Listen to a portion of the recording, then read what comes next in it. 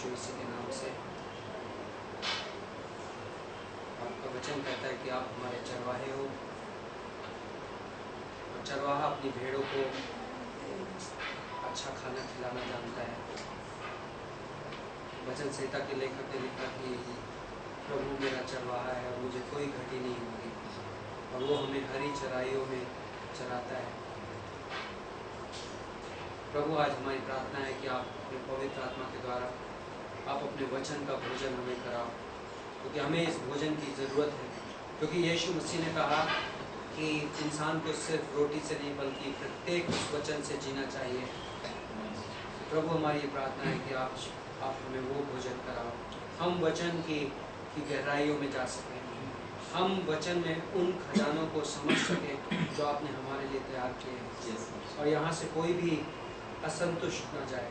प्रभु, यहाँ पर हम जब निकलें तो हमें हमारे आत्मा में ये लगे और ये हम समझ सके कि हमने कुछ ग्रहण किया है स्वर्ग के सिंहासन से। धन्यवाद देते हैं इस पूरी शाम को, अनॉइंटिंग मांगते हैं, अभिषेक मांगते हैं।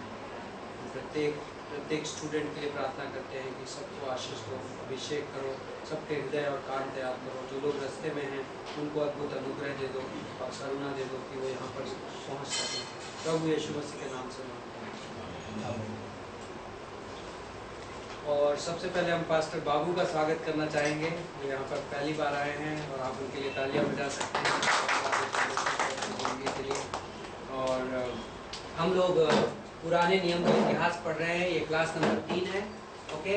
और जस्ट रीइटरेशन के लिए मैं आपको कुछ चीज़ें जो हमने पिछली 2 क्लासेस में पढ़ी है रिमाइंड कराऊंगा। क्योंकि हमने पिछले क्लासेस में पहले 2 अध्याय पढ़े हैं यहोशू की किताब। पहला सवाल जो पूछा गया वो ये था, यहोशू के पहले अध्याय में किस तरीके के इंसान को प्रभु इस्तेमाल करता है, ओके।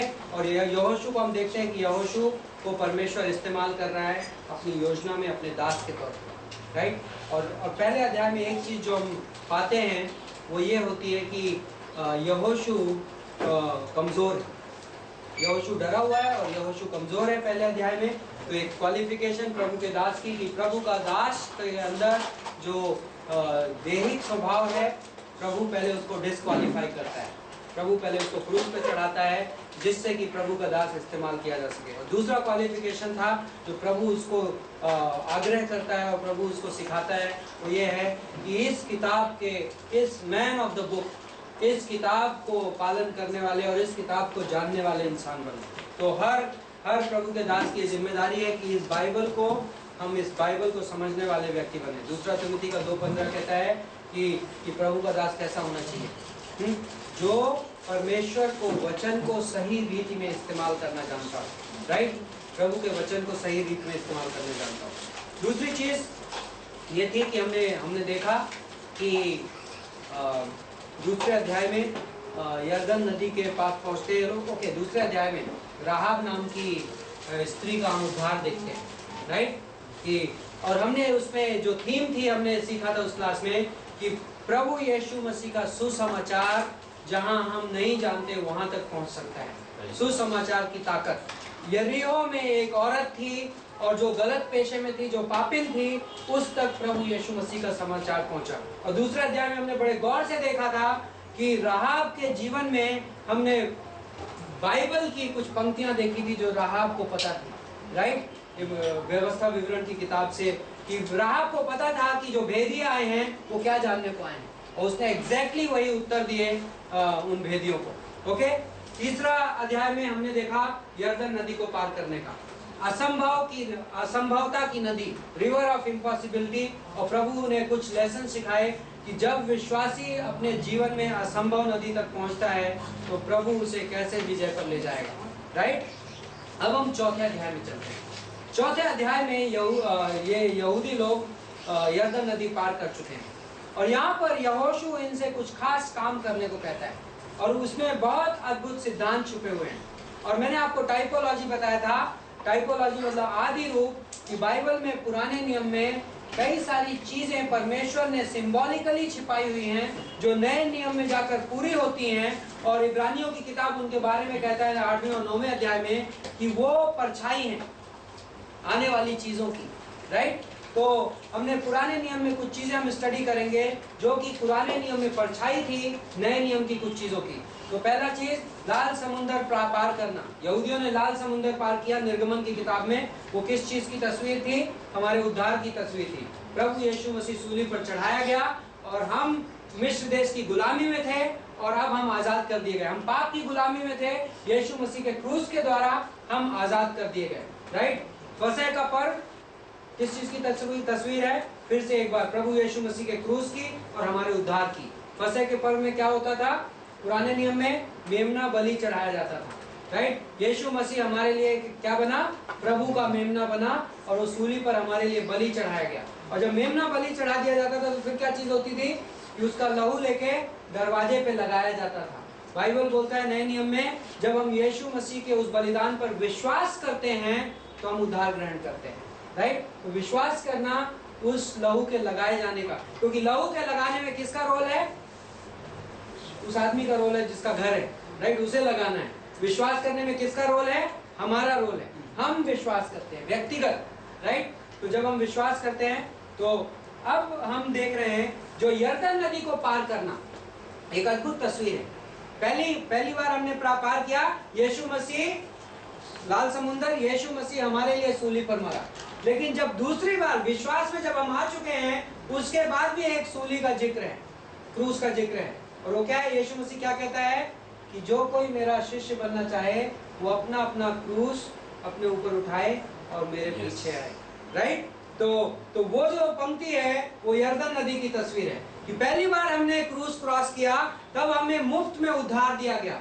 लेकिन अब यीशु मसीह बोलता है कि अब तुम्हें अपनी जीवन में, यदि तुम अपने जीवन में कनान देश में पहुंचना चाहते हो तो एक ही रास्ता है कनान देश में पहुंचने का, दूसरा कोई शॉर्टकट नहीं है।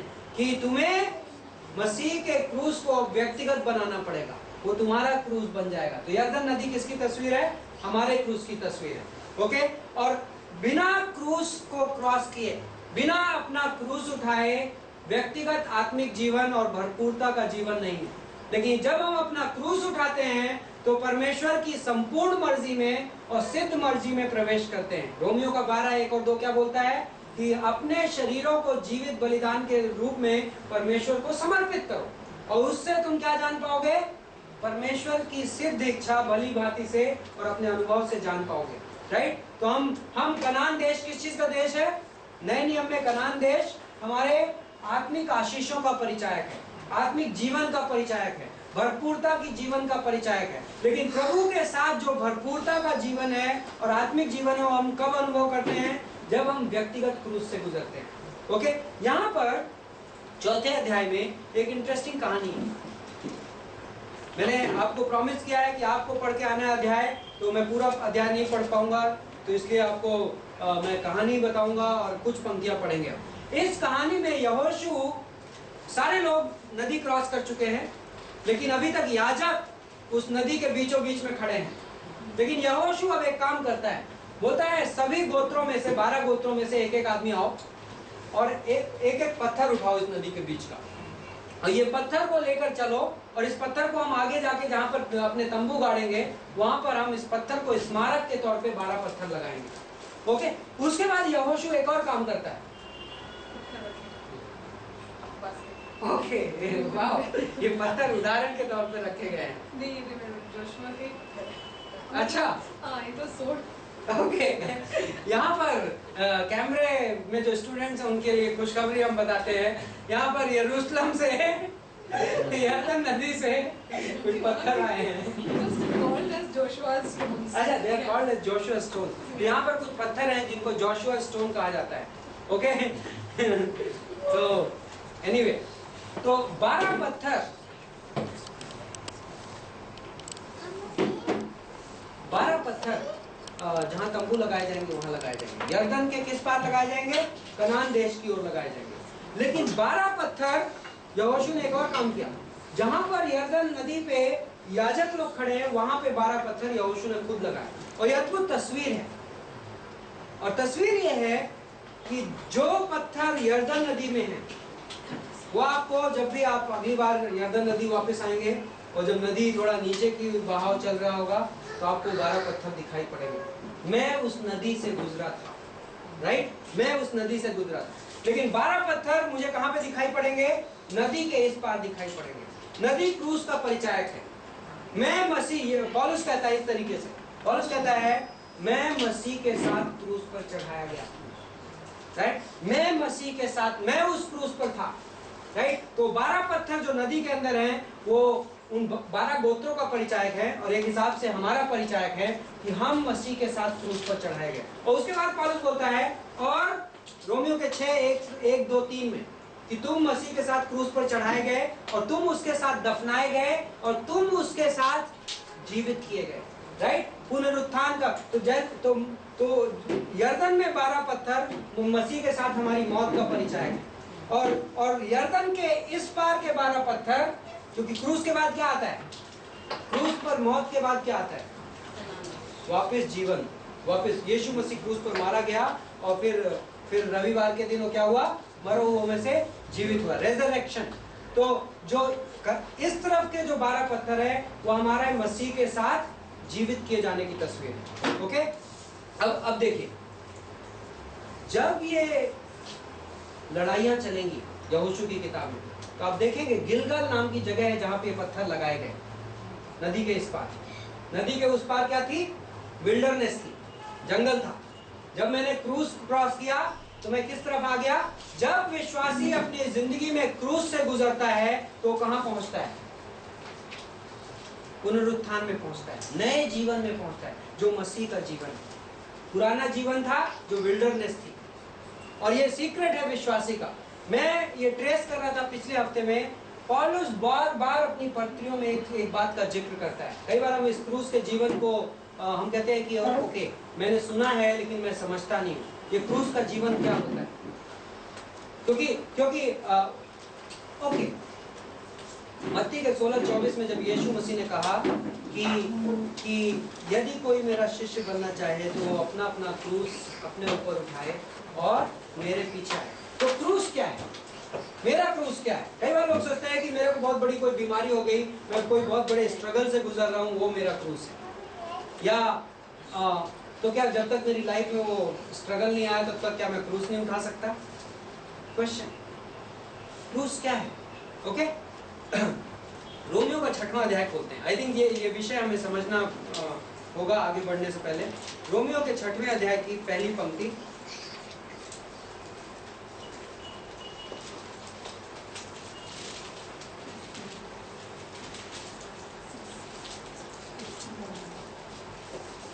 ओके, तीसरी पंक्ति, क्या तुम नहीं जानते कि हम जितनों ने मसीह यीशु का बपतिस्मा लिया तो उसकी मौत का बपतिस्मा लिया, सो उसकी मौत का बपतिस्मा पाने से हम उसके साथ गाड़े गए, ताकि जैसे मसीह पिता की महिमा के द्वारा मरे हुओं में से जिलाया गया, वैसे भी हम भी एक नए जीवन की सी चाल चलें। 5वीं पंक्ति में, क्योंकि यदि हम उसकी मौत की समानता में उसके साथ जुट गए हैं तो निश्चय ही उसके जी उठने की समानता में भी जुट जाएंगे। 6वीं पंक्ति में पढ़ लेते हैं, क्योंकि हम जानते हैं कि हमारा पुराना मनुष्यत्व उसके साथ क्रूस पर चढ़ाया गया ताकि पाप का शरीर व्यर्थ हो जाए, ताकि हम आगे को पाप की गुलामी में ना रहें, क्योंकि जो मर गया वह पाप से छूटकर धर्मी ठहर। सो यदि हम मसीह के साथ मर गए तो हमारा विश्वास यह है कि उसके साथ भी जिएंगे। ओके,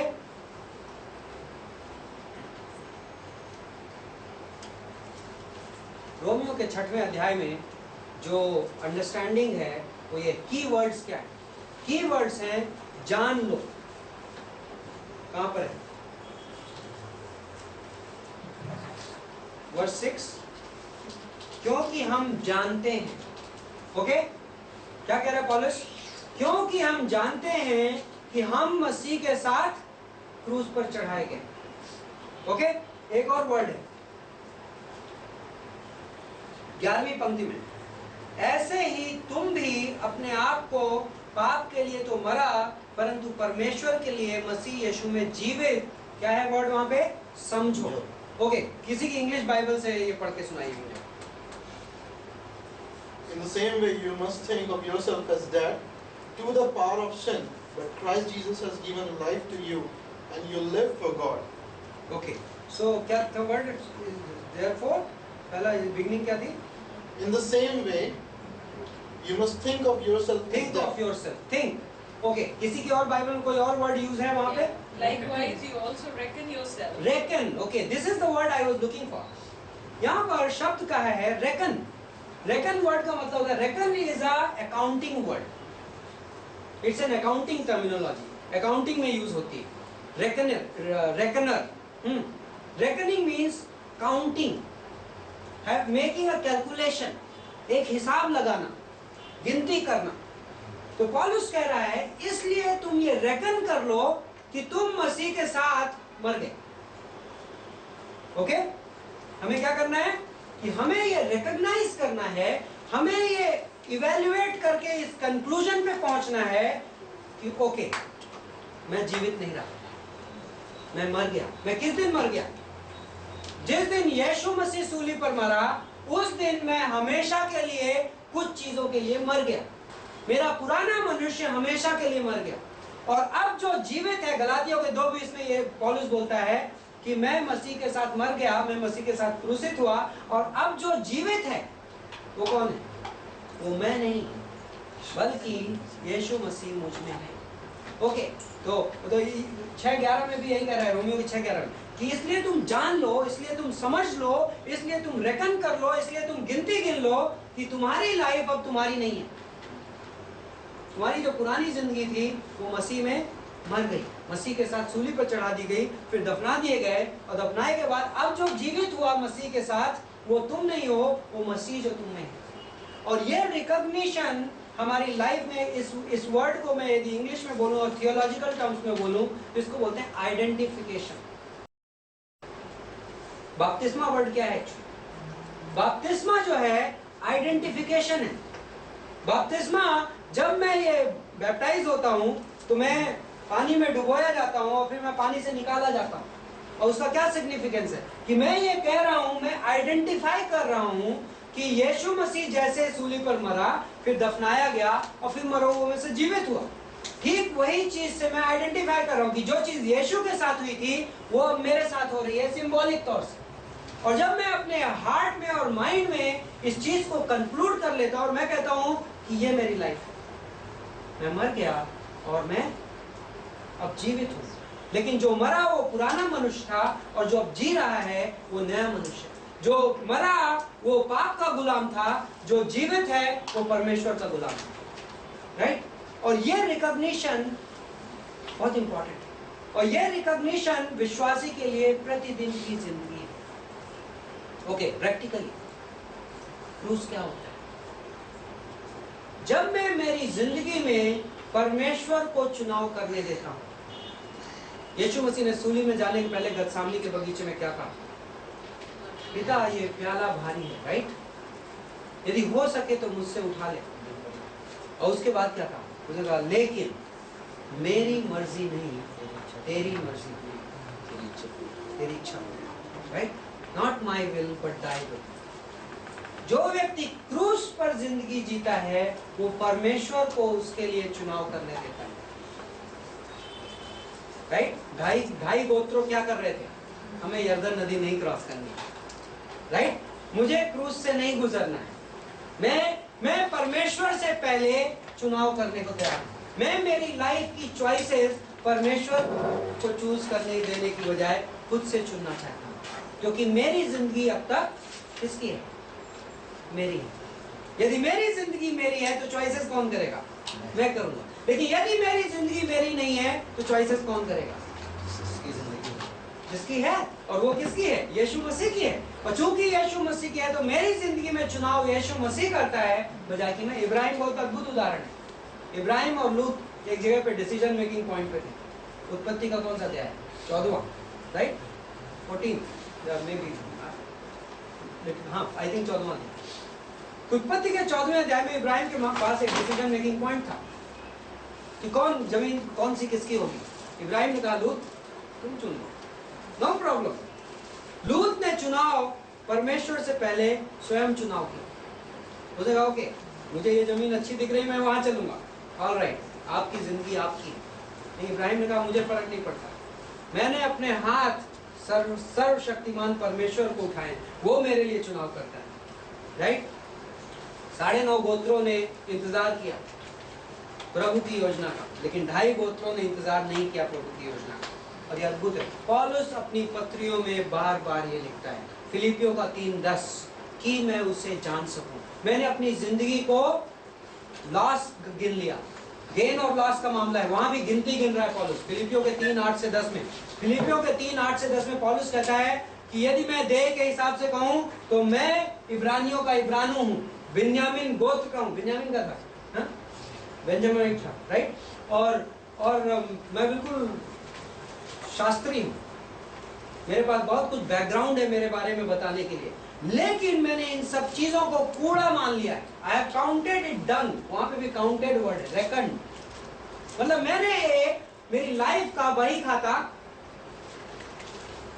कर लिया है, मैंने कैलकुलेशंस कर ली है, और सारी कैलकुलेशन करने के बाद में अकाउंटेंट लास्ट में दस्तखत करता है, ऑडिटर, और फाइनल हो जाती बैलेंस शीट। मेरी लाइफ की बैलेंस शीट मैंने अच्छे से ऑडिट करके फाइनल कर ली है, और मेरी लाइफ की बैलेंस शीट ये बोलती है कि मेरी लाइफ में जो सब कुछ अब बचा है, डेबिट सारे मेरे हो गए और क्रेडिट यीशु मसीह के हो गए, राइट। मतलब जो मर गया वो मेरा था, लेकिन जो अब जीवित है वो प्रभु यीशु मसीह है। और ये बहुत अद्भुत जिंदगी है जीने के लिए, और सिर्फ यही जिंदगी है विश्वासी के लिए जीने के लिए। और इस जिंदगी में फल है, और इस जिंदगी में आशीष है, और इस जिंदगी में विजय है, और इस जिंदगी में प्रभु के साथ संगति है। लेकिन पुनरुत्थान का जीवन सिर्फ क्रूस के रास्ते से आता है। संडे आने के पहले फ्राइडे आता है, राइट। बिना फ्राइडे के हम संडे नहीं पहुंचते, बिना क्रूस के हम पुनरुत्थान में नहीं पहुंचते। कई बार लोग डरते हैं, या जो कोई अपनी सूली उठाएगा, जो कोई मेरा शिष्य बनना चाहता है, अपनी अपनी सूली उठाए और मेरे पीछे आए, तो कई बार लोग सोचते हैं अरे ये सूली उठा, तो मेरी सूली ज्यादा भारी है, राइट। कई बार लोग डायलॉग मारते हैं, लेकिन आप सूली को समझते ही नहीं यदि आपकी सूली भारी है, राइट। आप सूली को नहीं समझते।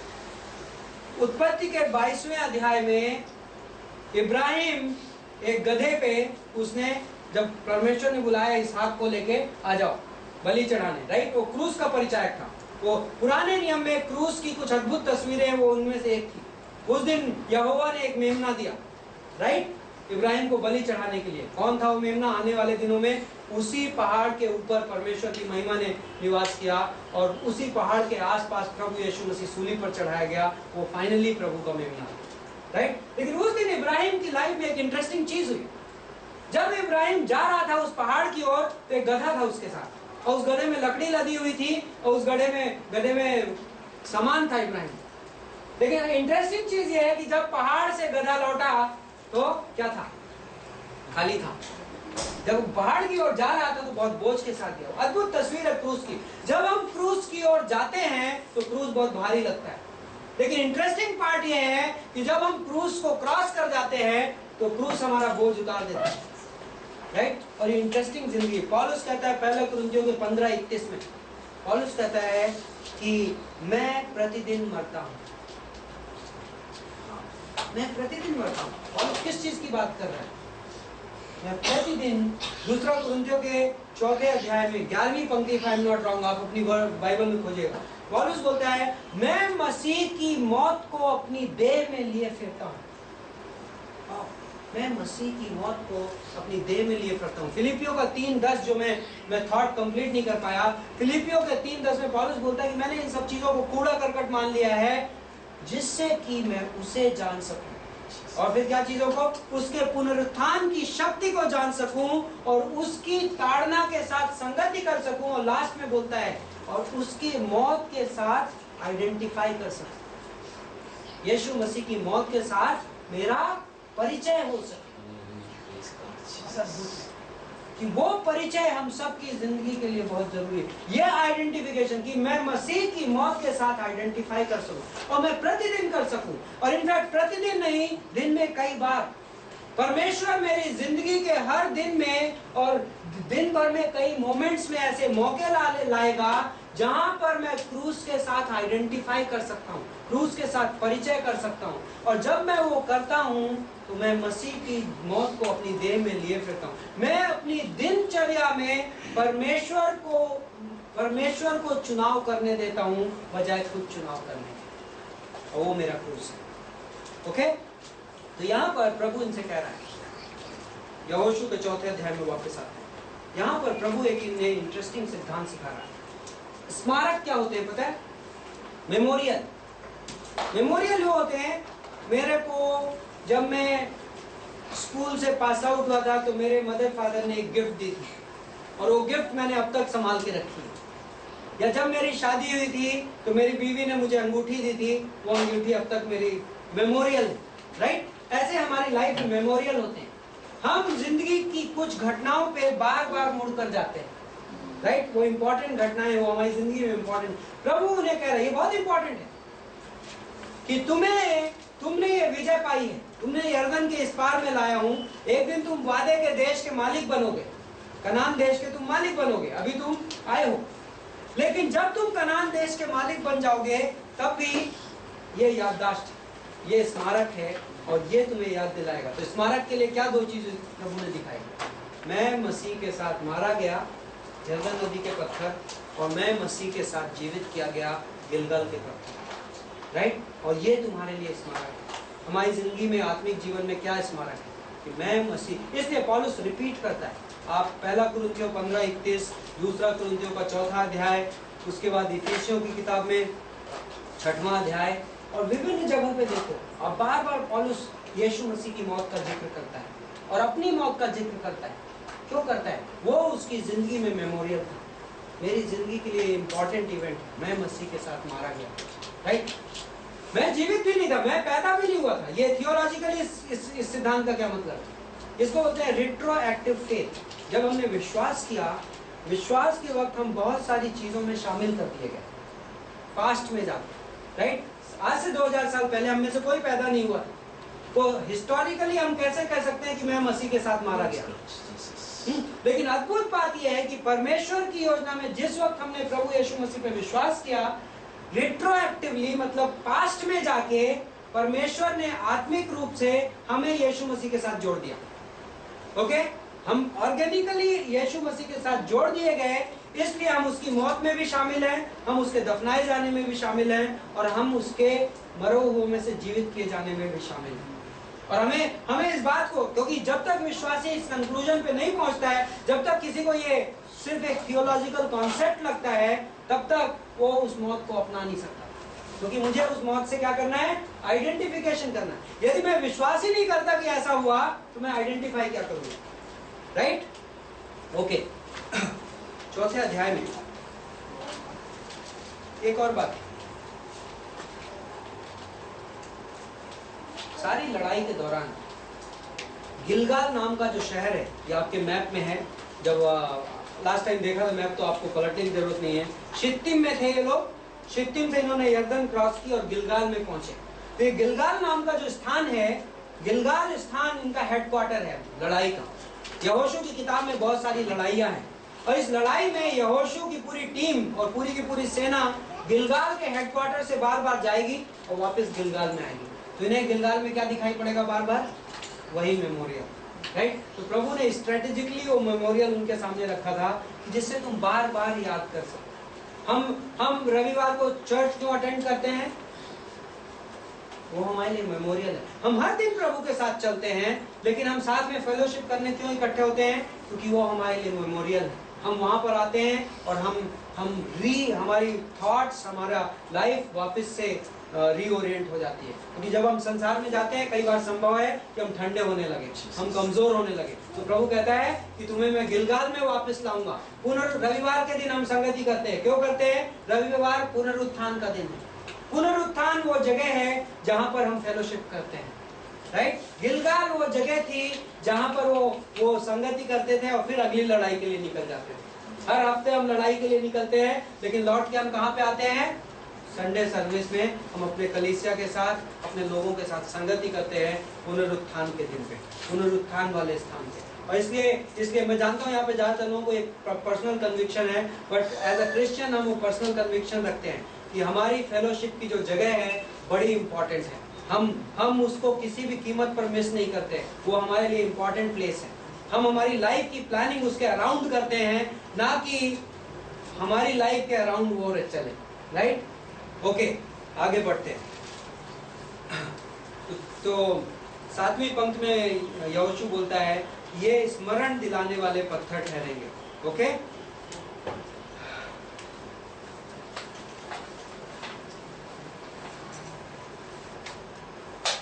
बारहवीं पंक्ति देखिए।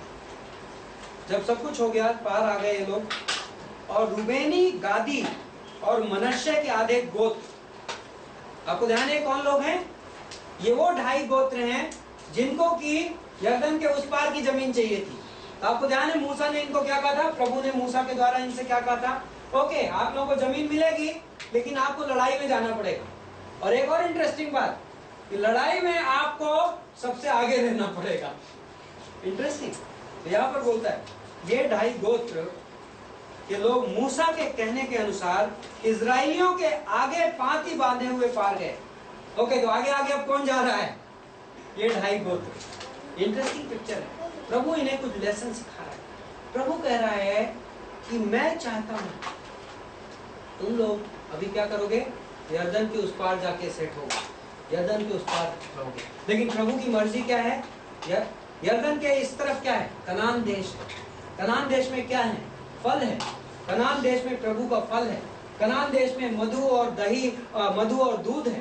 कनान देश में वो अंगूर जो ये लोग लेके आए थे वो है। तो प्रभु कह रहा है कि तुम सबसे आगे चलो, क्यों? जिससे तुम कनान देश को, उस जगह को देख सको जो प्रभु तुम्हें देना चाहता है। तुम उस जगह का फल रिसीव कर सको और तुम सबसे आगे रहो। राइट, ओके, आगे बढ़ते हैं। 5वें अध्याय में चलते हैं।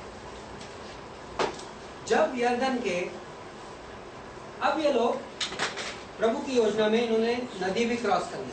अब क्या है सामने? क्या है इनके? पूरा का पूरा कनान देश। और अब प्रभु इन्हें विजय देने वाला है। तो अब हमारी एक्सपेक्टेशन क्या होगी? प्रभु नदी भी क्रॉस हो गई, अब नेक्स्ट स्टेप क्या होना चाहिए?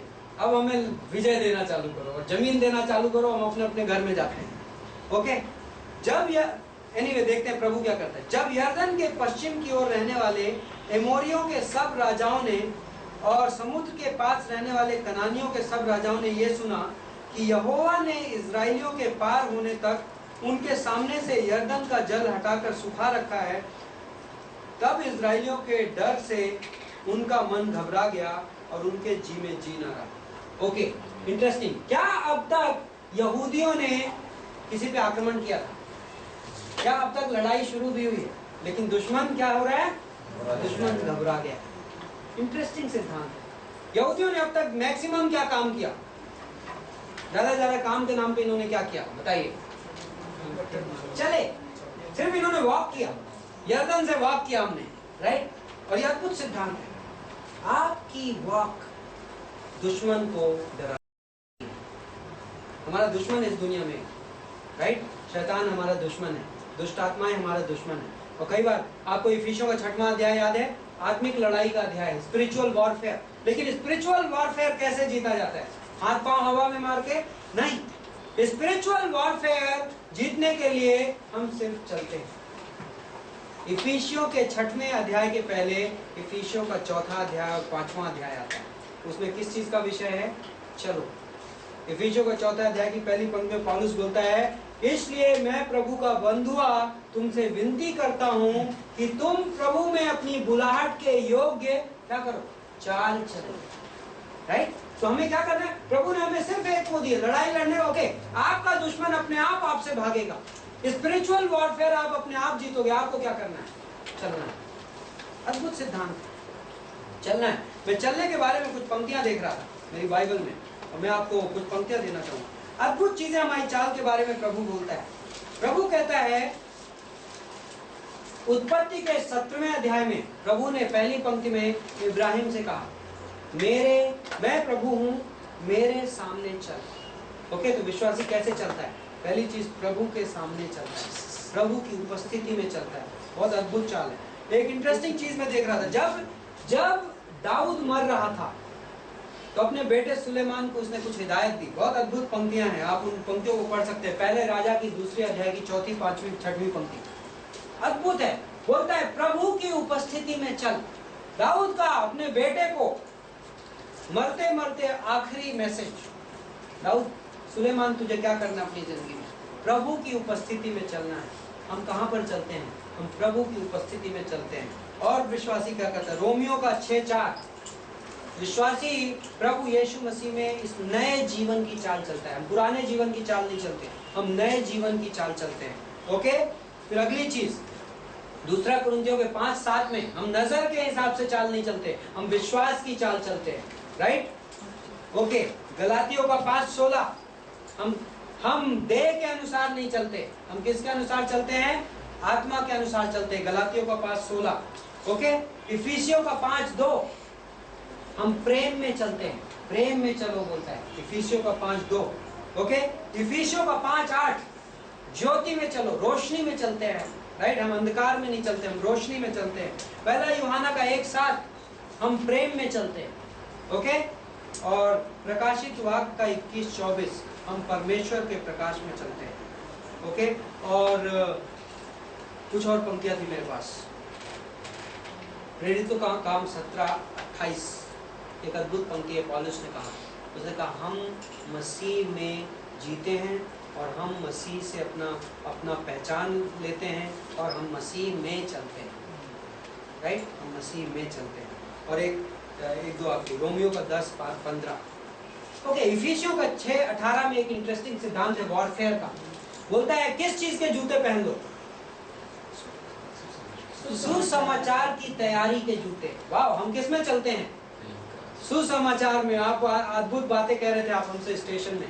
तो हम किस में चलते हैं? हम सुसमाचार के जूते पहन के चलते हैं। तो विश्वासी के लिए एक चाल है, विश्वासी की जिंदगी की जो चाल है वो बड़ी प्रिसाइज है। और रोमियो का 10:15 क्या कहता है कि कितने खूबसूरत है वो पांव जो सुसमाचार लेकर चलते हैं। और भजन संहिता 126 का 6 क्या बोलता है? हम कैसे चलते हैं?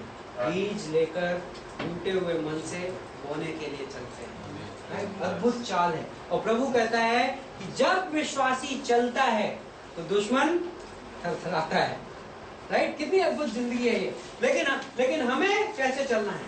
जो अभी हम पढ़ रहे हैं, हमें चलना है, हमें स्टैंड लेना है, हमें खड़ा होना है और हमें चलना है जैसा प्रभु कहता है। और आप चलोगे और आत्मिक संग्राम जीतोगे। आपको एक भी हथियार उठाने की जरूरत। इंटरेस्टिंग पार्ट ये है, इफिसियों के 6वें अध्याय में हम आत्मिक संग्राम में हम पूरी एक्सरसाइजेस कर लें और आपको सारे उद्धार का टोप और विश्वास की ढाल और धार्मिकता की झिलम हम सब की जिक्र कर लें। लेकिन इंटरेस्टिंग पार्ट ये है कि उस सारे हथियारों में सिर्फ एक हथियार है जो आक्रमण का हथियार है, बाकी सब डिफेंसिव वेपन है। राइट, सिर्फ एक है, परमेश्वर का वचन जो दुधारी तलवार है। राइट, उसमें कोई भाला नहीं है, कुछ नहीं है। सिर्फ विश्वासी के पास, विश्वासी को लड़ाई लड़नी ही नहीं है। तो हमें लड़ाई, हमें सिर्फ चलना है। राइट, और उस वचन को लेकर हम चलते हैं और सुसमाचार को लेकर चलते हैं और दुश्मन परेशान होता रहता है। राइट, ओके, वाह, आगे बढ़ते। तो इंटरेस्टिंग था यहाँ पे, इन्होंने सिर्फ यरदन नदी पार की चल के और दुश्मन वहां थरथरा रहा है। राइट, और ये अद्भुत है। इसके बाद अब ओके, प्रभु ने कुछ इंटरेस्टिंग काम किया। प्रभु ने कहा ओके, कनान देश में लड़ाइयां चालू करने के पहले मेरे पास तुम्हारे लिए कुछ और लेसन है। पहले वो लेसन सीख लो, पहले वो पाठ पढ़ लो, उसके बाद लड़ाई लड़ेंगे, उसके बाद विजय हासिल करेंगे। तो 5वां अध्याय बड़ा इंटरेस्टिंग पड़ाव है। ये लोग गिलगाल नाम के शहर में पहुंचते हैं और उसके बाद प्रभु 3 इंपॉर्टेंट काम करता है। ये 3 घटनाएं आपको याद रखनी है, आपके एग्जाम्स में जो लोग परीक्षा देंगे, ये 3 घटनाएं प्रभु करता है इन्हें कनान देश की लड़ाइयां चालू करने से पहले। पहली घटना है 2री पंक्ति में, उस समय यहोवा ने यहोशू से कहा, चकमक की छुरियां बनवाकर दूसरी बार इजराइलियों का खतना करा दे। ओके, खतना, सर्कमसीजन इंग्लिश बाइबल में, सर्कमसीजन मतलब खतना। खतना जो था, यदि आप समझना चाहें इस विषय को तो आप देखेंगे कि उत्पत्ति के 17वें अध्याय में परमेश्वर ने इब्राहिम को खतना के लिए पहली बार कहा था, राइट। और उत्पत्ति के 7वें अध्याय में 9 से 14 में। और खतना किस चीज की परिचायक थी? खतना इन लोगों को एक चिन्ह के तौर पे दिया गया था कि तुम प्रभु के लोग हो। ये पहचान के लिए खतना होगा। हर जो मेल चाइल्ड होता था उसको 8वें दिन मंदिर में ले जाया जाता था, उसका खतना किया जाता था। तो अब खतना किस चीज? अच्छा, 40 साल जब ये जंगल में रहे गिनती की किताब में, तो इनका खतना नहीं हुआ। ओके, खतना बच्चा पैदा होते साथ होना था, लेकिन 40 साल प्रभु ने इन्हें खतना नहीं होने दिया, क्योंकि उस समय तक ये कहाँ पे थे? भटकने वाली जगह पे थे। और भटकने वाली जगह में कुछ चीज है जो नहीं होती है। और खतना किस चीज की परिचायक है, हम थोड़ी देर में देख रहे हैं। खतना छुरियों से किया जा रहा है, राइट। खतना ऐसा है जैसे परमेश्वर एक ऑपरेशन कर रहा है। ओके, परमेश्वर एक ऑपरेशन कर रहा है और उस ऑपरेशन में खून बहेगा। ओके, और खून बहेगा और हमारे शरीर से कुछ निकाला जाएगा और हमें शरीर में पुरानी चमड़ी निकल जाएगी और वहां पर नई चमड़ी आएगी, राइट। खतना भौतिक रूप से इसका तस्वीर है। अब रियल खतना क्या था? यदि आप कुलुसियों का 2रा अध्याय, रोमियो का 2रा अध्याय पहले खोलिए, और वहां पे खतना का डिस्क्रिप्शन है जो पौलुस बताता है कि खतना क्यों दिया गया। ओके, क्योंकि यहूदियों ने इस खतने को गलत समझ लिया। उन्होंने कहा हम प्रभु के लोग हैं और ये हमारी पहचान है, और जो खतना वाले हैं वो अच्छे कहलाएंगे, जो बिना खतना वाले हैं वो बेकार कहलाएंगे। लेकिन असली मीनिंग नहीं था। पौलुस खतना के बारे में एक्सप्लेन करता है, और पौलुस कहता है 2रे अध्याय की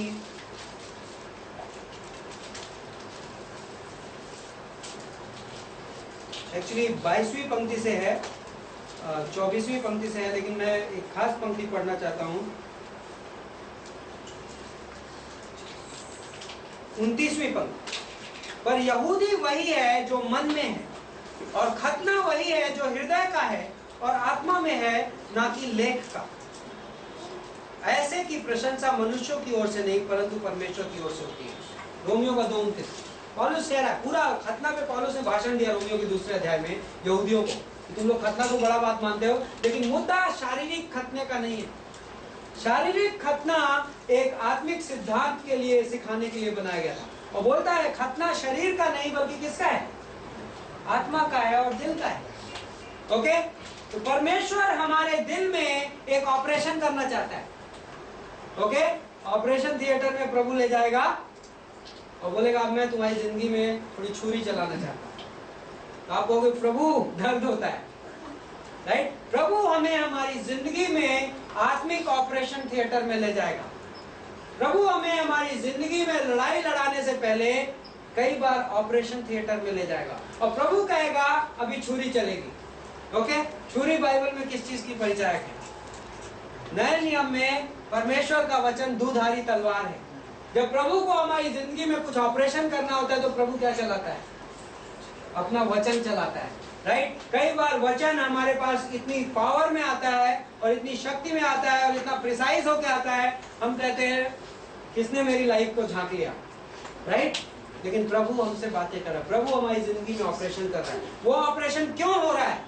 उस ऑपरेशन के द्वारा प्रभु क्या चाहता है? पुरानी चमड़ी निकल जाए और नई चमड़ी आए। वो क्या है? यहेजकेल, इज़ीकियल की किताब 36वां अध्याय 26वीं पंक्ति। क्योंकि जब हम प्रभु के लिए लड़ाइयां लड़ने जाएंगे तो प्रभु पहले हमें तैयार करेगा, राइट। पहले प्रभु, हम मिशन फील्ड में जाते हैं, मिशनरी, राइट। एक हमारे चर्च में वहाँ बॉल्टीमोर में जो हमारे मिशंस डायरेक्टर हैं, वो काफ़ी सालों से मिशनरी रहे हैं, वो एक अपनी ज़िंदगी की कहानी बताते हैं। उन्होंने अफ्रीका को हिला डाला प्रभु के लिए। पिछले 25-30 साल में उन्होंने 80 से 90 कलीसिया आज की डेट पे ग्रेटर ग्रेस के अफ्रीका में, और वो जब प्रीचिंग करते हैं और किसी से नहीं डरते, वो कई बार जेल जा चुके हैं, कई सारी उनकी स्टोरीज हैं।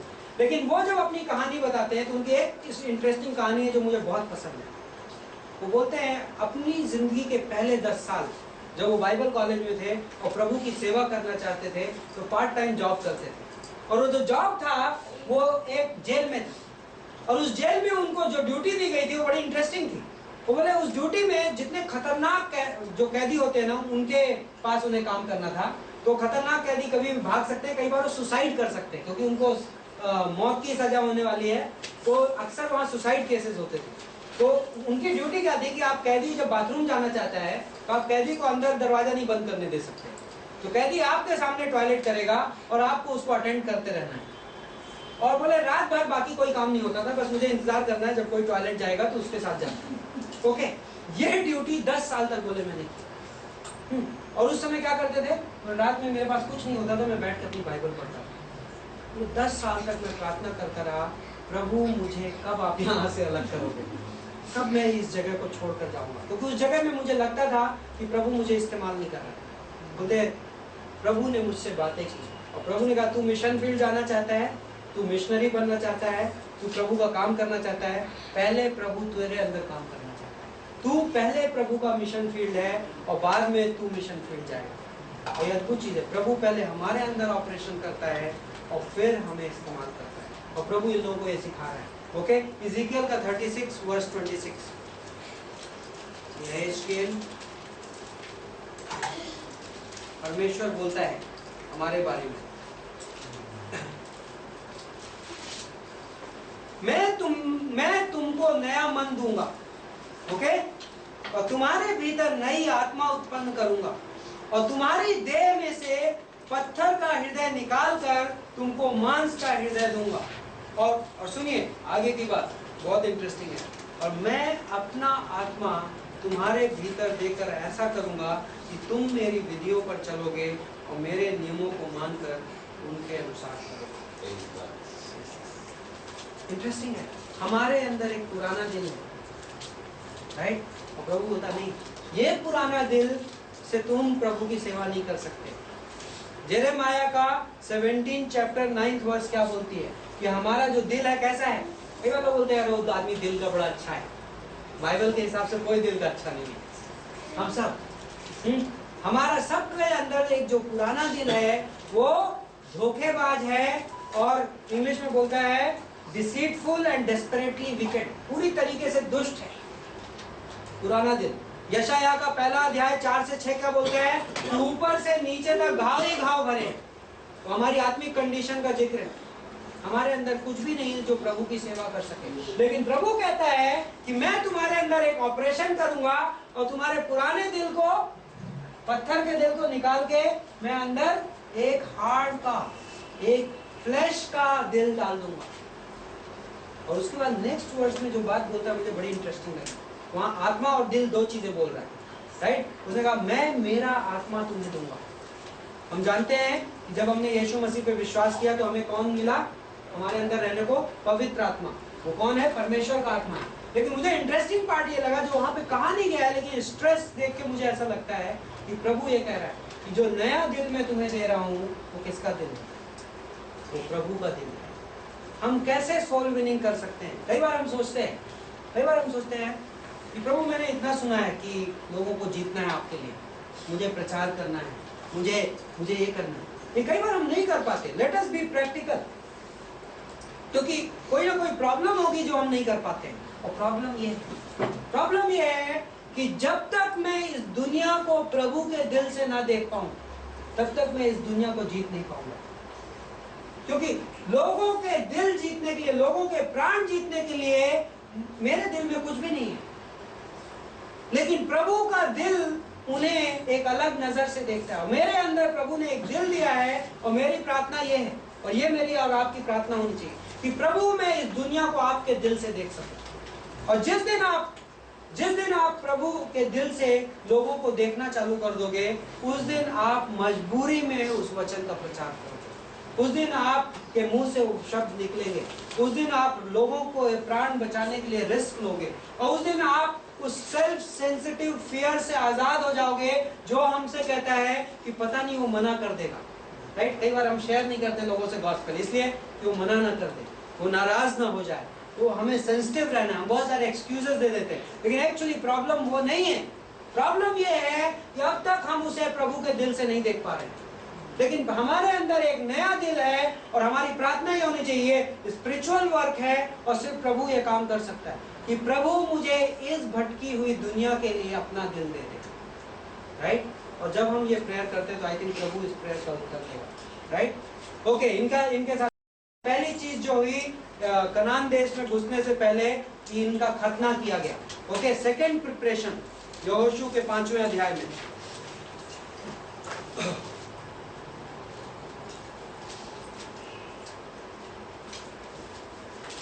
सेकंड प्रिपरेशन से पहले एक और चीज मैं आपको देता हूं 8वीं पंक्ति में।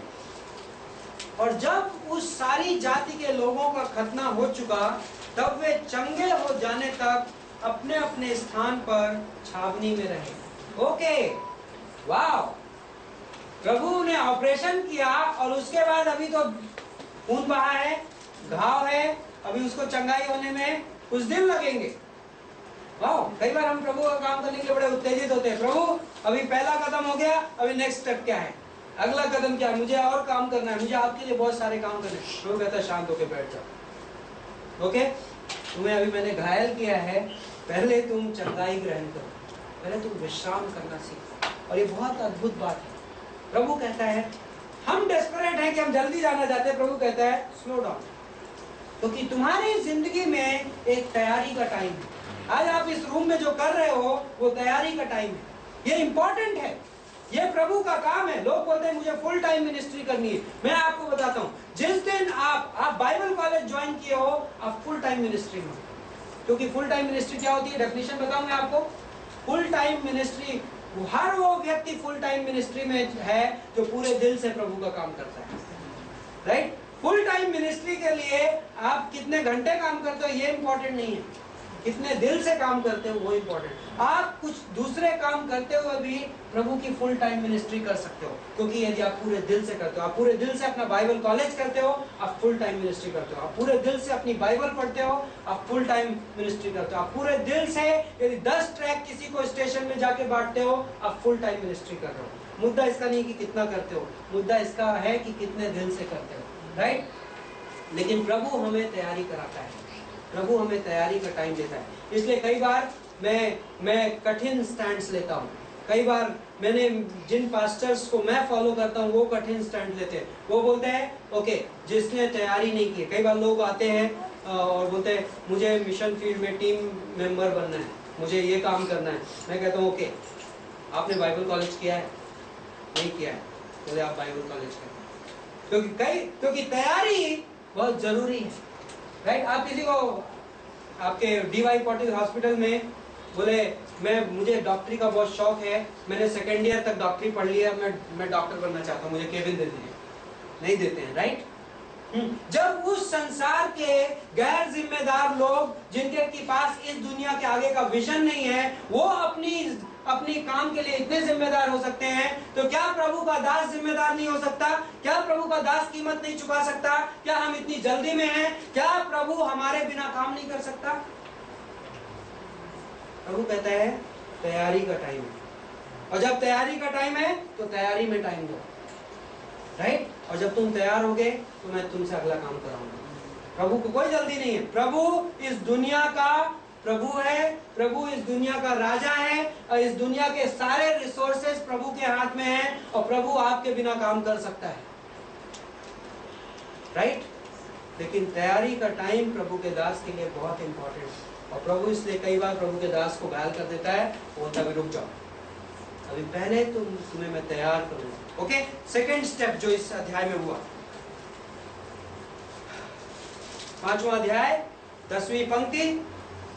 ओके, उससे पहले 9वीं पंक्ति है। तब यहोवा ने यहोशू से कहा, तुम्हारी नाम धराई जो मिस्रियों में हुई है उसे मैंने आज दूर की है, और इस कारण उस स्थान का नाम आज के दिन तक गिलगाल पड़ा। और इंग्लिश बाइबल बोलती है कि today your reproach of Egypt has been rolled away, that's why I have named this place Gilgal. Gilgal नाम का मतलब होता है गोल। इब्रानी वर्ड गिलगल का मतलब है गोल। तो एक्चुअली इस जगह पर यहूदी लोग सर्कल में, जो उनका तंबू लगे थे, सर्कल में लगे थे, और प्रभु उसको देखकर बोल रहा है कि ये गोल है, और गोल चीज क्या होती है?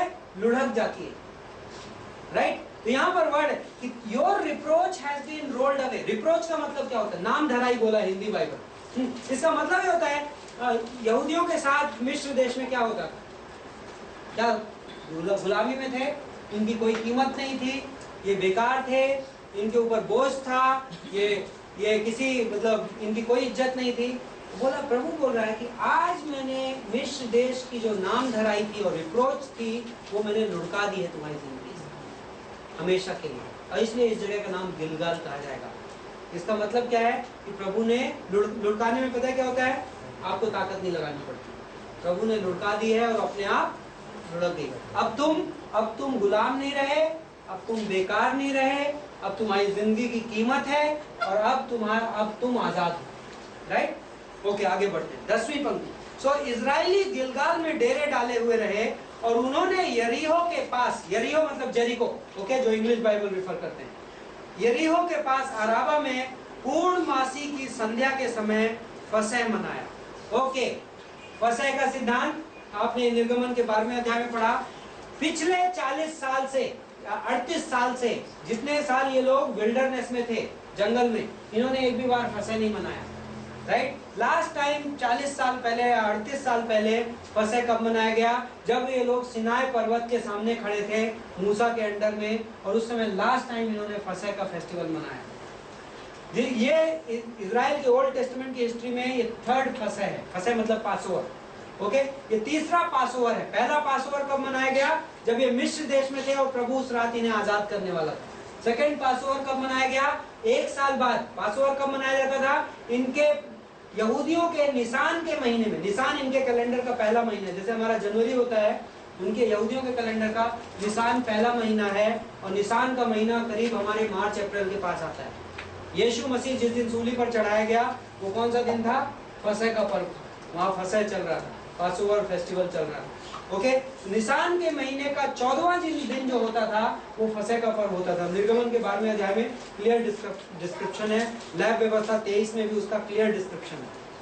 पहला फसह इन्होंने मनाया मिस्र देश में, दूसरा फसह मनाया कहाँ पे, जब सिनाई पर्वत के सामने खड़े थे। ओके, मूसा के नेतृत्व में इन्होंने सेकेंड। फसह किस चीज की परिचायक था, सेलिब्रेशन का, उत्सव का। हम उत्सव मना रहे हैं, किस बात का उत्सव मना रहे हैं, कि प्रभु ने हमको आजाद किया है। सालों साल पीढ़ी दर पीढ़ी यहूदी लोग किस बात का उत्सव मनाएंगे, कि प्रभु ने हमें आजाद किया है, हमारे उद्धार का उत्सव है। राइट, तो लेकिन जब विश्वासी जंगल में रहता है, जब विश्वासी भटक रहा होता है, तो उसकी जिंदगी में कोई उत्सव नहीं। राइट, 38 साल इन्हें कोई उत्सव नहीं मनाने मिला, लेकिन जब ये वादे के देश में पहुंचे तो इनके पास क्या आ गया, उत्सव आ गया। राइट, उत्सव। तो उत्सव कब आता है, पहली चीज, उत्सव आने के लिए हमने क्या क्रॉस किया, यर्दन नदी क्रॉस की, हम क्रूज से गुजरे, हमारी जिंदगी में हम व्यक्तिगत क्रूज से गुजरे। उसके बाद परमेश्वर ने हमारा पुराना दिल निकाल के हमें नया दिल दे दिया, परमेश्वर का ऑपरेशन हुआ हमारी जिंदगी में, और उसके बाद आप रियल उत्सव मनाते हो। रियल स्पिरिचुअल सेलिब्रेशन हम कब मनाते हैं, कब, इफिसियों का 5:18 से 21 क्या बोलता है, पवित्र आत्मा से परिपूर्ण रहो, और उसके बाद बोलता है आनंदित रहो और अपने अंदर प्रभु के लिए गीत गाते रहो और धन्यवाद से भरे रहो। क्या है वो, उत्सव है। राइट, एक स्पिरिचुअल फीस्ट है, और वो स्पिरिचुअल फीस्ट तक हम कैसे पहुंचते हैं, क्रूज के रास्ते से, परमेश्वर के ऑपरेशन के रास्ते से, है ना, तब हम उत्सव में पहुंचते हैं। तो राइट, ये यहूदी लोग उत्सव मना रहे थे।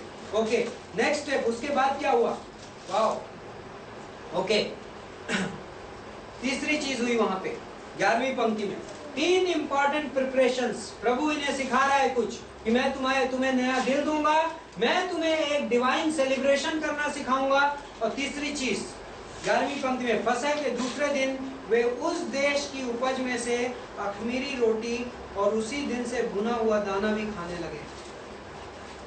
और जिस दिन से वे उस देश की उपज में से खाने लगे, उसी दिन के बिहान को मन्ना बंद हो गया और इजरायलियों को आगे फिर कभी मन्ना ना मिला, परंतु उस साल उन्होंने कनान देश की उपज में से खाई।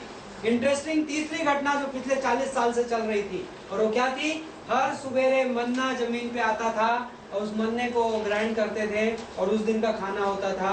और 40 साल से इनको कहीं पे फसल नहीं लेनी पड़ रही, कहीं रोटी नहीं खरीदनी पड़ रही, ये मन्ना खाते थे। लेकिन इंटरेस्टिंग घटना, कनान देश में घुसने से पहले मन्ना बंद हो गया और रोटी चालू हो गई। इसका क्या मतलब है, हाँ, सॉलिड फूड। मन्ना कहाँ से आता था, मन्ना स्वर्ग से डायरेक्ट आता था। राइट, मन्ना स्वर्ग से हमें क्या मिलते हैं? परमेश्वर से डायरेक्टली हमें क्या मिलते हैं? मन्ना परमेश्वर के वादों की तस्वीर है। परमेश्वर हमें वादे देता है, राइट? और विश्वासी जब उद्धार में आता है तो किस चीज का आनंद उठाता है? परमेश्वर ने हमसे बहुत सारे वादे किए हैं, राइट? परमेश्वर ने हमें स्वर्ग ले जाने का वादा किया है। परमेश्वर ने कहा है कि वो हमें संतान बना लेता है अपनी। परमेश्वर हमें सब प्रकार के आत्मिक आशीषों से आशीषित करता है, राइट? वादों का। लेकिन अब एक इंटरेस्टिंग दौर आता है विश्वासी की जिंदगी में, और वो दौर किस चीज का पता है? अब आपको रोटी, गेहूं के दाने, कॉर्न, फसल खानी पड़ेगी। लेकिन फसल के साथ क्या होता है पता है? यूहन्ना के 12:24 में बोलता है कि जब तक गेहूं का एक दाना गिरकर मर नहीं जाता तब तक वो फल नहीं पैदा करता, तब तक वो अकेला रहता है, राइट? अब विश्वासी की जिंदगी में फल पैदा करने का टाइम आ रहा है, राइट? जब तक आप मन्ना कर पा रहे थे तब तक आप क्या है? परमेश्वर के वादों का आनंद उठा रहे हो और आप बिल्डअप हो रहे हो। लेकिन आप अभी तक परमेश्वर के वादों में जी रहे हो। लेकिन अब परमेश्वर आपकी जिंदगी को किसी और के लिए अपना वादा बना देगा, राइट? अब आप उस मौत का अनुभव करोगे और उस मौत की वजह से आप फल पैदा करोगे, और आपके फल पैदा करने की वजह से अब दूसरे लोग परमेश्वर के वादे रिसीव करेंगे, राइट? तो किसी ने मेरी जिंदगी में आके सुसमाचार सुनाया और मैंने परमेश्वर के वादे ग्रहण किए और मैं परमेश्वर के वादों में आनंदित रहा। लेकिन प्रभु कहता है मे भी साल भर, मे भी 2 साल, मे भी 3 साल, लेकिन किसी ना किसी दिन तुम्हें मरना पड़ेगा।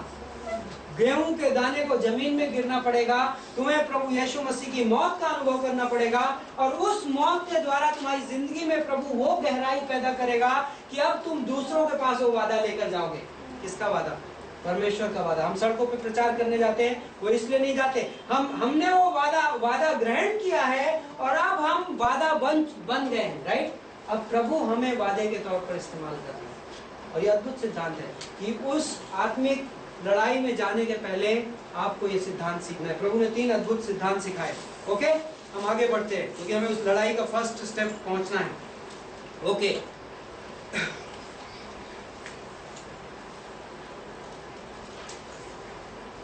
जब यहोशू यरीहो के पास था, जरीको के पास था, तब उसने अपनी आंख उठाई 13वीं पंक्ति में, और क्या देखा कि हाथ में नंगी तलवार लिए हुए एक पुरुष सामने खड़ा है।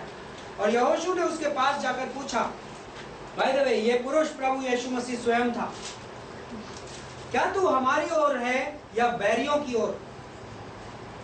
उसने उत्तर दिया कि नहीं, मैं यहोवा की सेना का प्रधान होकर अभी आया हूं। तब यहोशू ने पृथ्वी पर मुंह के बल गिरकर दंडवत किया और उससे कहा, अपने दास के लिए मेरे प्रभु की क्या आज्ञा है। ओके, ये लाइन ये प्रूव करती है कि ये स्वयं परमेश्वर था। ओके, और चूंकि ये एक आदमी के रूप में आया था, तो ज्यादातर स्कॉलर्स ये मानते हैं कि ये पिता नहीं हो सकता, ये पवित्र आत्मा नहीं हो सकता, ये सिर्फ प्रभु यीशु मसीह हो सकता है, क्योंकि त्रिएक परमेश्वर में सिर्फ प्रभु यीशु है जो इंसान का रूप धारण कर सकता है, राइट? पवित्र आत्मा आत्मा है, पिता आत्मा है। ओके, तो मोस्ट, क्योंकि यहूदी व्यक्ति जो रेवलेशन था इनके पास, ये स्वर्गदूत की आराधना नहीं करते, ये किसी और इंसान की आराधना नहीं करते, ये किसी और चीज की आराधना नहीं करते, सिर्फ परमेश्वर की आराधना करते हैं। तो जब यहोशू ये एक्नॉलेज कर रहा है कि वो जमीन पे दंडवत गिर के और आराधना कर रहा है, तो इससे ये पता चलता है कि ये स्वयं परमेश्वर। तो कौन हो सकता है? स्वयं प्रभु यीशु मसीह। पुराने नियम में आप कई बार ये शब्द सुनते हो, यहोवा का दूत। ओके, ध्यान है आपको, निर्गमन के 12वें अध्याय में प्रभु ने जब वादा किया मूसा को, तो क्या कहा कि जिस दरवाजे पर मैं लहू देखूंगा, पहले बोलता है यहोवा का दूत रात में आएगा और दंड देगा, पहलौठों को मारेगा। लेकिन उसके बाद कहता है परमेश्वर कि यदि मैं दरवाजे पर लहू देखूंगा तो मैं उस घर को छोड़ दूंगा। When I see the blood, I will pass over. First person में बात होने लगी। पहले तो प्रभु ने बोला यहोवा का दूत आएगा, और उसके बाद क्या बोला कि जब मैं देखूंगा। उसका क्या मतलब है? यहोवा का दूत कौन है? स्वयं परमेश्वर है, राइट? तो पुराने नियम में, और मैं आपको बहुत सारी गिदोन, न्यायियों की किताब जजेस 6 में, अगेन गिदोन जमीन पे गिर के आराधना करता है। इब्राहिम, उत्पत्ति के 16वें अध्याय में, जब इब्राहिम के तंबू में 3 आदमी आते हैं, उनमें से एक की जाके इब्राहिम जमीन पे गिर के दंडवत होके आराधना करता है। और यदि कई लोग सोचते हैं ये स्वर्गदूत था, यदि ये स्वर्गदूत होता तो आपको पता है स्वर्गदूत किसी भी इंसान की आराधना ग्रहण नहीं करते, राइट। प्रकाशित वाक्य की किताब में यूहन्ना गिर गया एक स्वर्गदूत के सामने, तो स्वर्गदूत ने क्या बोला, भैया मैं तो तुम्हारे जैसा हूँ, मेरी आराधना नहीं, परमेश्वर की आराधना करो, राइट। तो यदि इनमें से कोई स्वर्गदूत होता तो आराधना ग्रहण नहीं करता, लेकिन इसने आराधना ग्रहण की। उसने, यहोशू कहता है प्रभु अपने दास के लिए क्या आज्ञा है, राइट। तो ये प्रभु था। ओके, क्वेश्चन, तू हमारी ओर है या मेरे दुश्मनों की ओर है? Interesting question. इस क्वेश्चन में दो बड़ी पावरफुल बातें हैं। प्रभु तू हमारी ओर है या मेरे दुश्मनों की ओर है? What a question. लेकिन खैर उस समय तक वो जानता नहीं था प्रभु, लेकिन प्रभु का उत्तर क्या था? नहीं। क्या संभव है? क्या ये संभव है कि प्रभु दुश्मन की ओर हो सकता है? क्या ये संभव है कि प्रभु दुश्मन की ओर हो सकता है? हो सकता है, हो सकता है, हो सकता है। याकूब का किताब 4 अध्याय की 6वीं पंक्ति, परमेश्वर घमंडियों का विरोध करता है और नम्र लोगों का साथ देता है, या नम्र लोगों को अनुग्रह देता है, राइट। वाओ, मतलब ये संभव है कि कई बार परमेश्वर मेरे विरोध में आ जाए। यदि मैं विश्वासी होते हुए भी यदि मैं घमंडी हूं तो क्या है, बाइबल क्या बोलता है? परमेश्वर अपनी योजना में मेरा विरोध कर सकता है। कई बार विश्वासी उन चीजों से गुजरता है, कई बार हम घमंड करते हैं, कई बार हम हमारी जिंदगी में वैसे चलते हैं। और यहोशू का क्वेश्चन बहुत ही बुद्धिमत्ता भरा क्वेश्चन है। यहोशू बोल रहा है प्रभु तू हमारी ओर है या हमारे खिलाफ है? मतलब इस वक्त जो मैं करने जा रहा हूं उसमें मैं तेरी मर्जी में चल रहा हूं या नहीं चल रहा हूं? मैं अपने प्लान्स तो नहीं बना रहा प्रभु। और ये अद्भुत लेसन है प्रभु के दास के लिए। प्रभु मैं अपनी योजना में तेरा काम नहीं करना चाहता। मैं इतना घमंडी नहीं हूं कि मैं ड्राइविंग सीट पे बैठ जाऊं। हमारी जिंदगी की ड्राइविंग सीट में प्रभु है, हमारी सेवकाई की ड्राइविंग सीट में प्रभु है, क्योंकि सिर्फ वही तरीका है सेवकाई करने का, सिर्फ वही तरीका है जिंदगी जीने का। तो क्वेश्चन बड़ा रेलिवेंट है, प्रभु तू हमारी ओर है या दुश्मनों की ओर? प्रभु तू हमारी ओर है, हमारे खिलाफ है? प्रभु बोलता है ओके मैं क्लैरिफाई करता हूं, क्वेश्चन में प्रॉब्लम है। ओके, मैं यहोवा की सेना का क्या हूं? कैप्टन हूं। ओके, लड़ाई तेरी नहीं है। क्या है आंसर? क्या है? लड़ाई तेरी नहीं है, लड़ाई मेरी है, मैं कैप्टन हूं। यहोशू तू कैप्टन नहीं है, यहोशू तू सिर्फ डेलीगेटेड अथॉरिटी है। हम इसके बारे में बात करेंगे, मैंने एक बार और रेफर किया था। यहोशू तुझे जो अधिकार है वो सिर्फ दिया गया अधिकार है, उधार में। मैंने एक सीजन के लिए तुझे ये पोस्ट दी है, ये पद दिया है, लेकिन असली कैप्टन कौन है? मैं हूँ, राइट। अद्भुत आंसर था। उसके बाद एक और इंटरेस्टिंग चीज बोलता है, प्रभु तेरे दास के लिए क्या आज्ञा है? 15वीं पंक्ति में, यहोवा की सेना के प्रधान ने यहोशू से कहा अपनी जूती पांव से उतार डाल, क्योंकि जिस स्थान पर तू खड़ा है वह पवित्र स्थान है। तब यहोशू ने वैसा ही किया। वाह, इंटरेस्टिंग पार्ट। इस सेंटेंस का क्या मतलब है? बहुत सारे रिलीजन्स, प्रोबेबली मुझे लगता है कि हो सकता है यहाँ से ही पुराने नियम में किसी से सुना हो, और बहुत सारे धर्म आज भी इसको फॉलो करते हैं। तो लोग मंदिरों में जाते हैं और जूते उतार के घुसते हैं, और हम क्रिश्चियन अपना चर्च सर्विस में मजे से जूते पहन के घुसते हैं और कोई प्रॉब्लम नहीं है, क्योंकि हम इसकी रियलिटी समझते हैं। लेकिन क्यों यहोशू? क्योंकि यही चीज मूसा से कही गई थी निर्गमन के 3 अध्याय में, मूसा अपने जूतियां उतार, क्योंकि जिस स्थान पर तू खड़ा है वो पवित्र स्थान है, राइट। मैं इसके बारे में सोच रहा था। पहली चीज यीशु बोलता है तुम्हारी जो ये चाल है ना, तुम अपनी जूतियों में नहीं चल सकते, राइट। जब प्रभु के साथ तुम्हें चलना है तो किसकी जूतियों में चलना है? हम ये जूतियां हमारे फ्लैश की परिचय है, हमारे देहिक स्वभाव की परिचय। बाइबल में ये एक सब्जेक्ट बड़ा इंटरेस्टिंग, हमें इसको स्टडी करना चाहिए। फ्लैश हिंदी में बोलता है पापी स्वभाव। जब आदम ने पाप किया, आदम के पाप की वजह से पाप प्रत्येक इंसान में आया। हम सब पापी हैं, और हम सब पापी इसलिए बस नहीं है कि हमने पाप किया।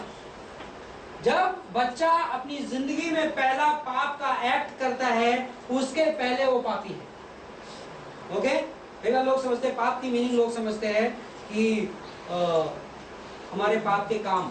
इंग्लिश में सिंस, इंग्लिश में बोलते हैं सिंस, प्लूरल टेंस में, है ना, वो मतलब कि मैंने झूठ बोला, मैंने गलत काम किए, वो सिंस है, पाप है मेरे। लेकिन जब बच्चा माँ की कोख में है तब तो उसने कोई पाप नहीं किया ना तब तक, लेकिन क्या वो पापी है? वो फिर भी पापी है, क्योंकि उसके अंदर एक पापी स्वभाव है। उसको इंग्लिश बाइबल बोलता है फ्लैश, एडामिक नेचर, आदम का स्वभाव या पापी स्वभाव, देह, कई सारे शब्दों का इस्तेमाल। और हर इंसान के अंदर, जब भजन संहिता 51 का लेखक ये कहता है कि प्रभु मैं पाप में पैदा हुआ, मतलब जब मैं पैदा हुआ उस वक्त मैं पापी था, तो वो हमारे अंदर पापी स्वभाव है, वो हमारा देह है। उसी को हम पुराना मनुष्य बोलते हैं बाइबल में कई बार। जो पुराना मनुष्य प्रभु यीशु मसीह के साथ सूली पर चढ़ाया गया वो कौन है? वो आदम है, वो पापी स्वभाव है। तो जो जूती है मेरे इस एडामिक फ्लैश की परिचायक है। और प्रभु बोलता है कि जब तुझे मेरे साथ चल रहा है ना, तो जूती उतार देना। ये फ्लैश मेरे साथ नहीं चल सकता। इस फ्लैश में आमोस की किताब 3 अध्याय की 3री पंक्ति बोलती है कि जब तक दो व्यक्ति सहमत ना हो तो साथ साथ कैसे चल सकते, राइट? जब तक दो व्यक्ति सहमत ना हो तो साथ साथ नहीं चल सकते। तो प्रभु और हमारे अंदर का पापी स्वभाव कभी भी सहमत नहीं हो सकते, ये दोनों ऑपोजिट है, राइट? रोमियो का 8वां अध्याय की 7वीं पंक्ति बोलता है कि हमारे अंदर का फ्लैश स्पिरिट से लड़ाई करता है। हमारे अंदर का जो पापी स्वभाव है आत्मा के साथ क्या करता है? लड़ाई करता है। यीशु मसीह गतसमनी के बगीचे में था, उसने क्या कहा कि आत्मा तो तैयार है लेकिन देह कमजोर है, राइट? आत्मा और एक और अद्भुत तस्वीर है, कौन थे? याकूब और ईसा, जेकब और ईसा अपनी माँ के पेट में क्या कर रहे थे? जब अंदर थे तभी से क्या कर रहे थे? दोनों लड़ाई कर रहे थे। अद्भुत तस्वीर है फ्लैश और स्पिरिट की, दोनों हमारे अंदर है लेकिन दोनों एक दूसरे के ऑपोजिशन में। प्रभु कहता है ये सैंडल उतारनी पड़ेगी यदि तुझे मेरे साथ, मैं तुझे चलने का दूसरा तरीका बताऊंगा, मेरे साथ चल, मुझ में चल, ये सैंडल की तुझे जरूरत नहीं पड़ेगी।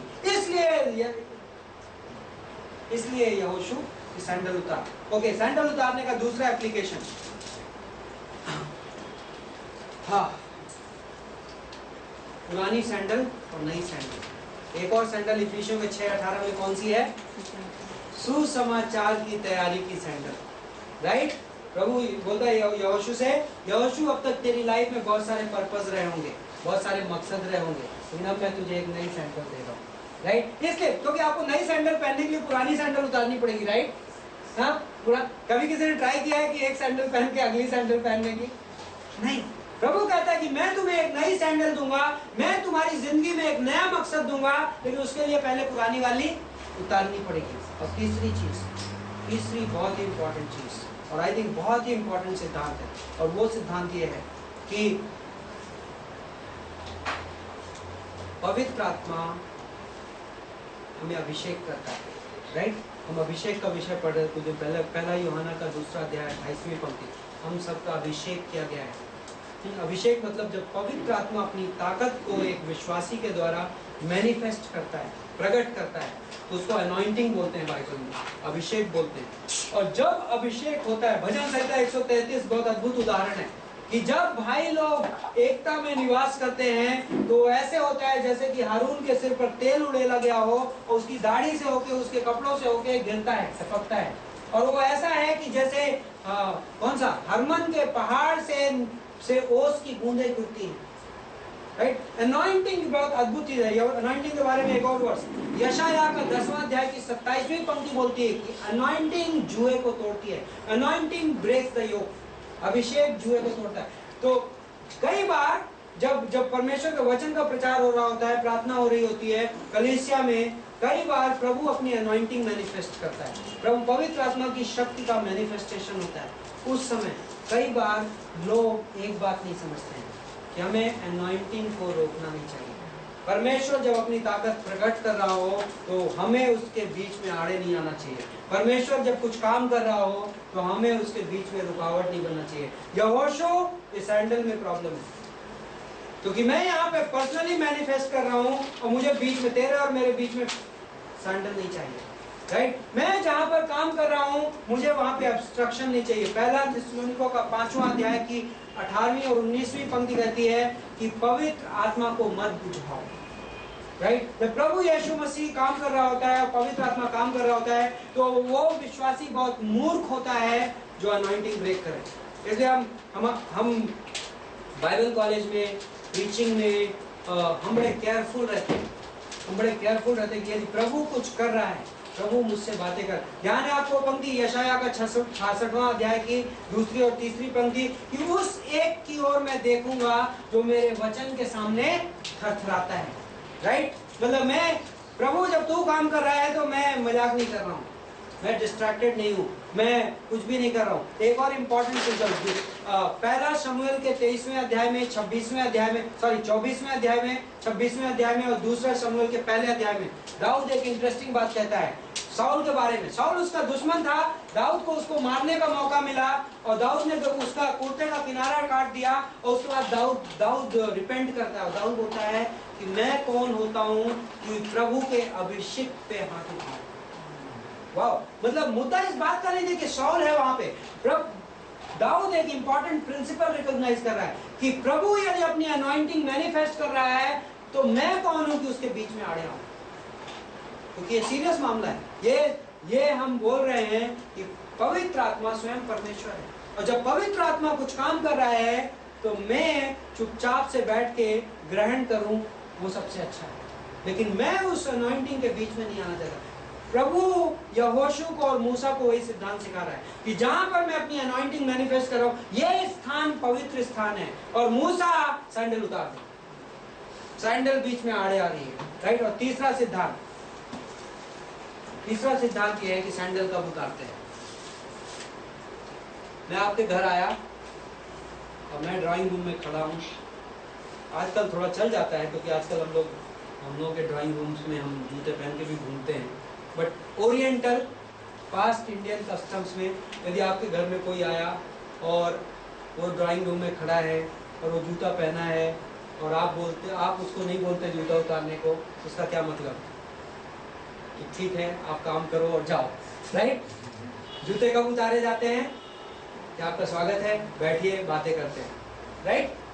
प्रभु कह रहा है मूसा या यहोशू जूते उतार, कोई जल्दी नहीं है।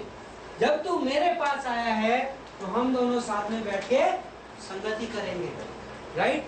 जूते उतार, कोई जल्दी नहीं है, बाद में जाना, अभी तो बैठ, अभी खाना खाएंगे अपन साथ में बैठ के, अभी डिनर करेंगे, अभी फेलोशिप करेंगे। ये प्रभु का इनविटेशन है हम सब के लिए। प्रभु कहता है कि जब तुम मेरी उपस्थिति में आए हो तो जल्दी में मत आओ। ऑफिस जाने के 10 मिनट पहले जल्दी 5 मिनट प्रेयर कर लेता हूँ, निकल जाता हूँ। मैं भी कई बार रहेगा, लेकिन प्रभु कहता है मैं भी तुम मेरी उपस्थिति में आराम से आ सकते हो, मेरी उपस्थिति में समय बिताने के लिए आ सकते हो। तुम्हारा स्वागत है इस जगह पे, ये जगह तुम्हारे लिए बहुत अच्छी है और इस जगह पे तुम इनवाइटेड हो और इस जगह पे तुम्हारा स्वागत है। आमेन।